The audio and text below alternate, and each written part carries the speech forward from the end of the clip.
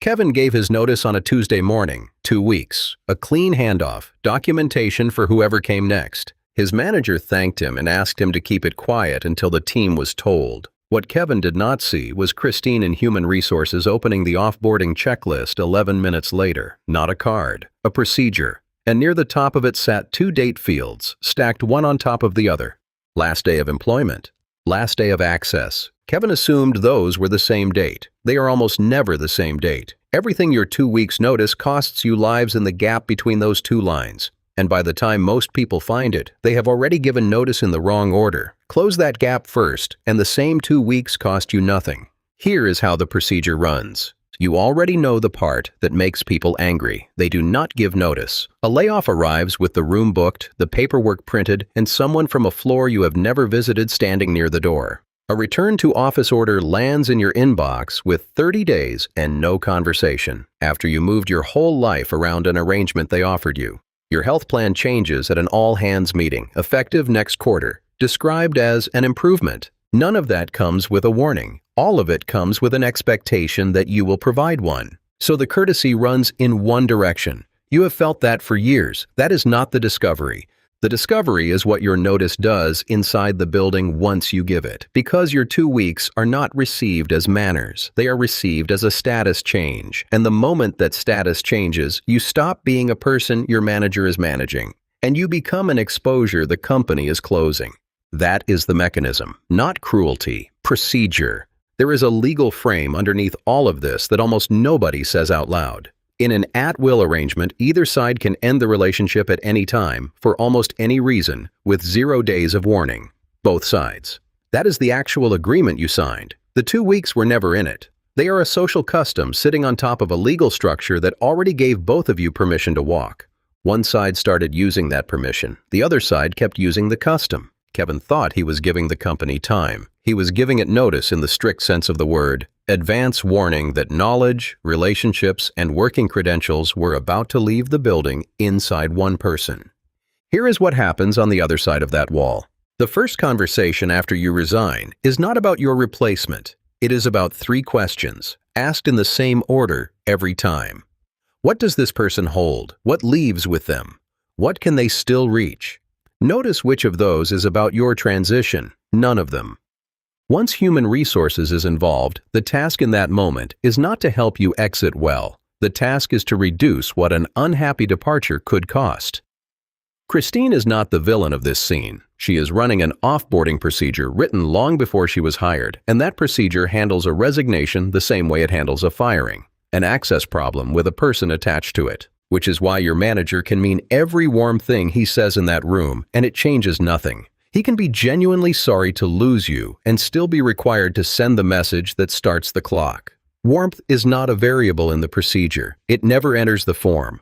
Right now, you are running this against your own manager, testing whether he would be different. Hold that name. You are going to need it in about 2 minutes. From there, your 2 weeks resolve into one of 3 outcomes. Outcome 1. They end it that day. You offered 14 days, they take 0, and you are out before lunch. It reads as punishment. It is a risk calculation about a role that touches money, clients, or code.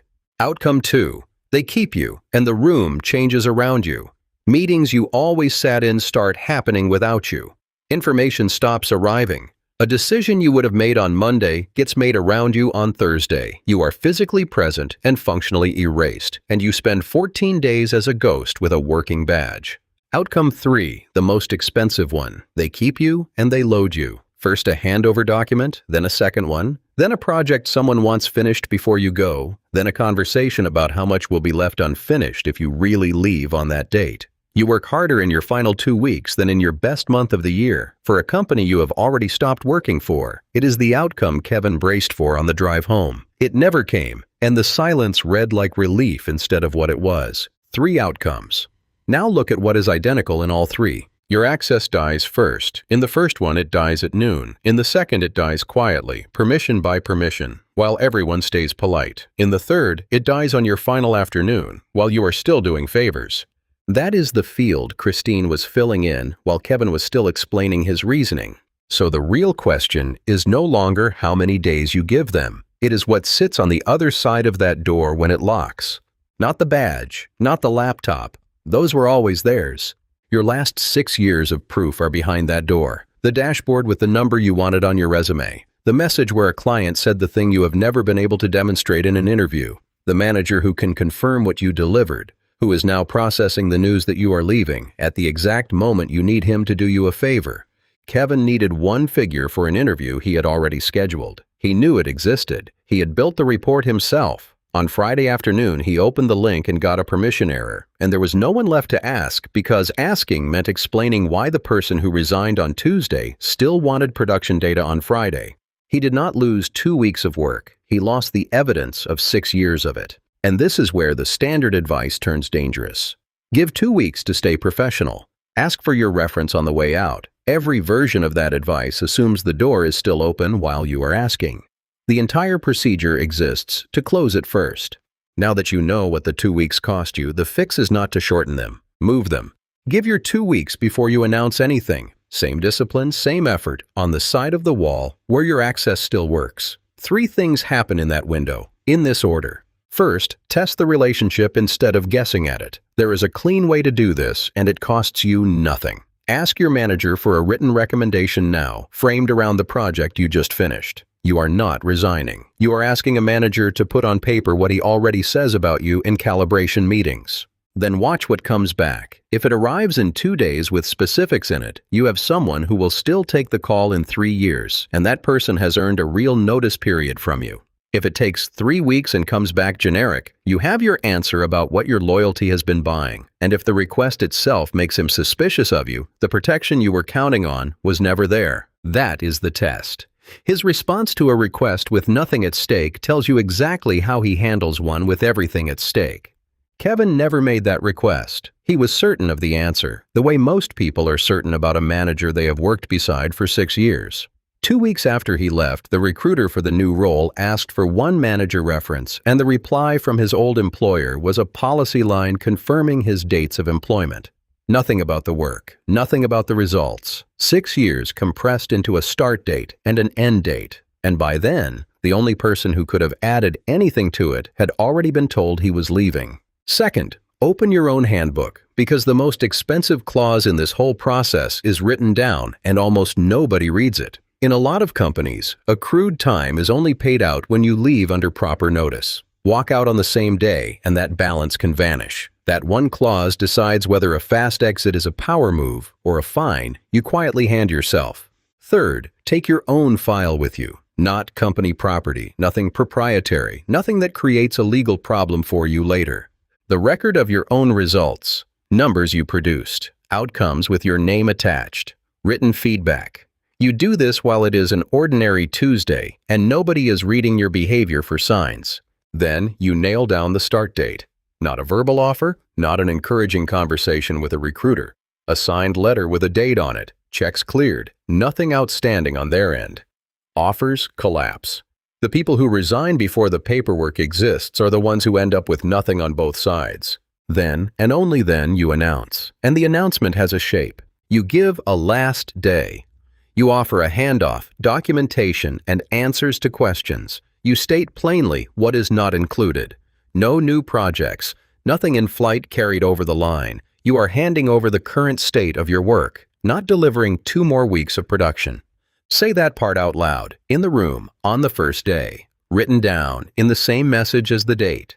And where you are going is not part of the announcement, not the company, not the title, not the industry. That information has never once helped the person who is leaving.